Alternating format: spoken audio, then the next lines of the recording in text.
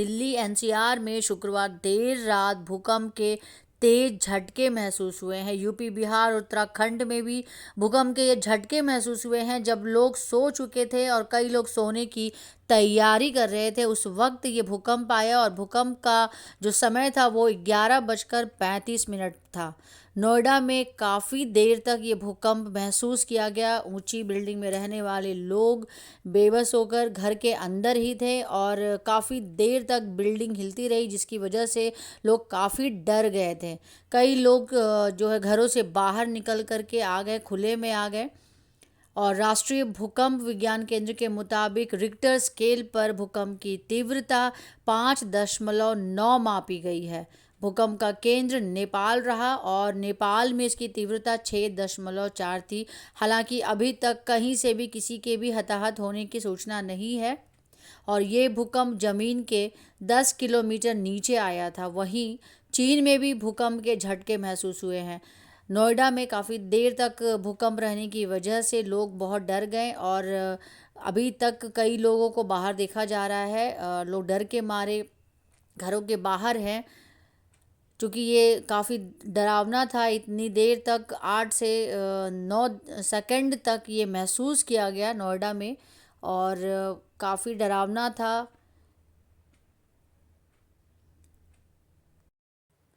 बिहार के कई जिलों में भी ये भूकंप के झटके महसूस किए गए और झटका इतना ज़ोरदार था कि वहाँ भी लोग घरों से बाहर निकल गए। राजधानी पटना समेत बिहार के कई जिलों में इस झटके को लोगों ने महसूस किया। बिहार के अलावा दिल्ली, एनसीआर, यूपी, उत्तराखंड और हरियाणा में भी भूकंप के तेज झटकों से धरती हिल उठी। बिहार में रात के 11:32 के बाद ये झटके महसूस किए गए।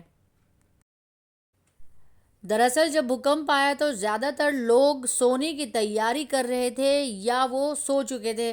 तो ऐसे में ज़्यादातर लोगों को और कई जिलों में इसे आसानी से महसूस किया गया। कहीं लोगों ने पंखा हिलते देखा तो कहीं घरों से बाहर आकर लोग एक दूसरे से भूकंप के बारे में पूछने लगे। कुछ देर के लिए तो लोगों में हड़कंप मच गया। कई जगह से ऐसे वीडियो सामने आ रहे हैं जिसमें कहीं पंखा हिलता दिख रहा है तो कहीं झूमर हिल रहे हैं। तो लोग काफ़ी डरे हुए हैं भूकंप की वजह से और कई लोग अब तक बाहर देखे जा सकते हैं। भूकंप के दौरान जितना संभव हो उतना सुरक्षित रहें। यदि आप घर के अंदर हैं तो ज़मीन पर झुक जाएं। किसी मजबूत मेज़ या फर्नीचर के किसी हिस्से के नीचे आप शरण लें। उसे मजबूती से पकड़ कर बैठे रहें जब तक कि भूकंप के झटके ना रुक जाएं।